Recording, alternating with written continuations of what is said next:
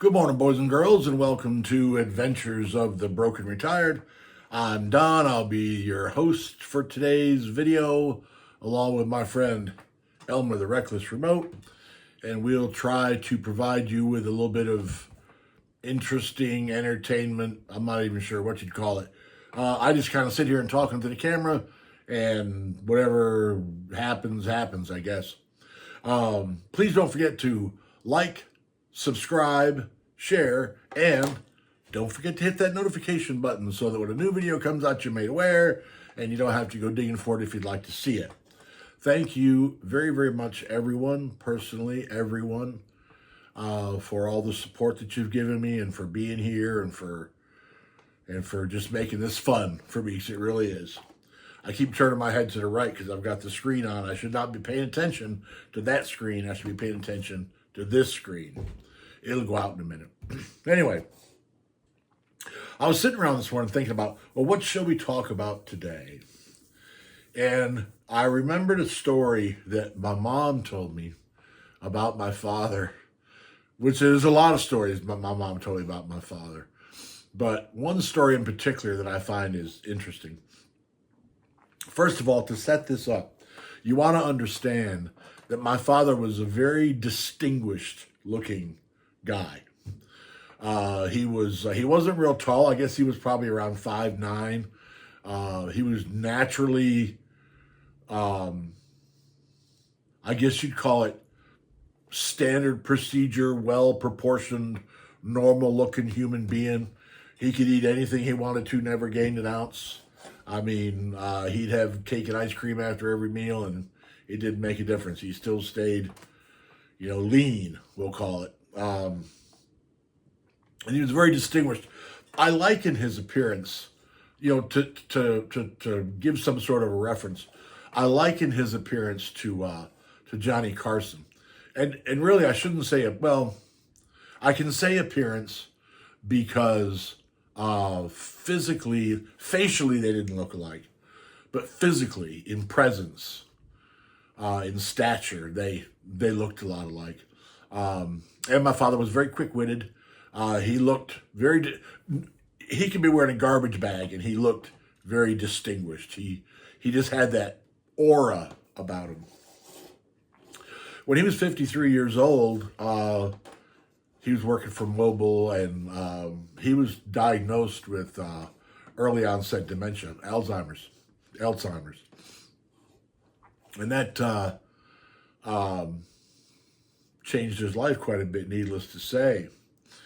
I think the average Alzheimer's patient survives maybe 5 or 6 years on the outside. My dad, I don't know what he did to deserve the punishment, but he ended up living 17. 10 years of it, the first 10 years, he lived at home with my mom, and my mom took care of him. And that was a lot of work, because you're talking about an adult who is, shall we say, losing their faculties, but they're not getting, children. There's a lot of things the kids don't know. When you first have a baby, you have to take care of it, 24/7. But as time goes on, the child learns and improves. And over a 10-year period, the child will grow up and start taking care of itself and go to school and all that kind of good stuff. Whereas with my father, because of his illness, he did not progress, he digressed. So as time went on, and as longer he was home, he got worse, not better. He grew into it, not out of it. So there's a lot of stress on my mom. All of us kids were scattered all over the place.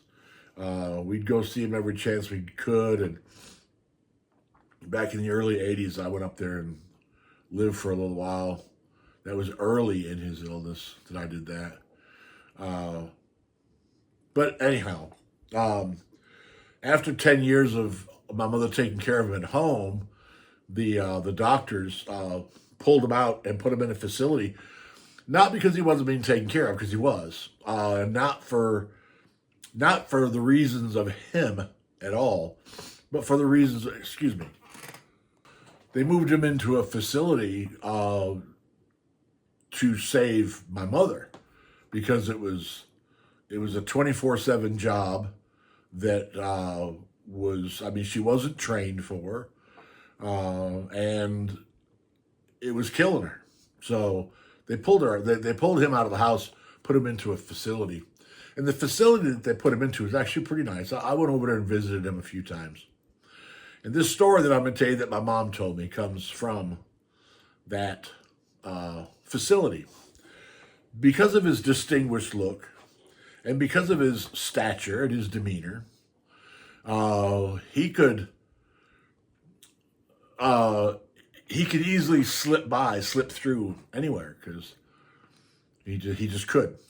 And they had trouble at the facility that he stayed at keeping him in the building, not because he was malicious, but because he was curious and he wanted to go outside. So one day, my mom goes up to the facility. She drives up to the facility, and there's some work going on in between the sidewalk and the curb. There was a backhoe there, and they were digging a hole in the ground and fixing something, a city job. And standing there with his arms crossed, watching what was going on, was my dad. So she pulled up in the driveway, got out pretty close to him, where they were, and she told the construction guys, "Look, I'm really sorry. I hope he hasn't been bothering you. He's supposed to be, he's not supposed to be out here. He's supposed to be inside. So I'll try to do better, keep him in or whatever." And the guys that were doing the work gave out a huge and sudden sigh of relief, because they didn't know that my dad was a resident at the facility. They thought he was the job super and was standing there looking over their shoulder to make sure that the job got done right, which is absolutely hilarious to me if you want to consider my dad's mental condition. Evidently, I don't know whether he had spoken a word to him or not. He had a British accent, and he had a very distinguished voice. But I think it's just absolutely hilarious that they were scared he was the job super, and excuse me, the dry throat thing going on. It happens every day, every time I do this. Anyway, so I just think that's a funny story. Those guys are pretty happy to see my mom come and get them. So that's a little tale of my dad watching people dig a hole. Thank you very much for being here. I really do appreciate everybody's subscription and everybody's taking the time. But the comments are fun. I went through them this morning and answered the comments before I came on here. And I really do appreciate everybody being here. I'm probably going to go ahead and make another one right after this, because I'm going to run out of time with this one, and I just so happened to think of another one. So I might as well, but it's going to take more than 2 or 3 minutes that I got here.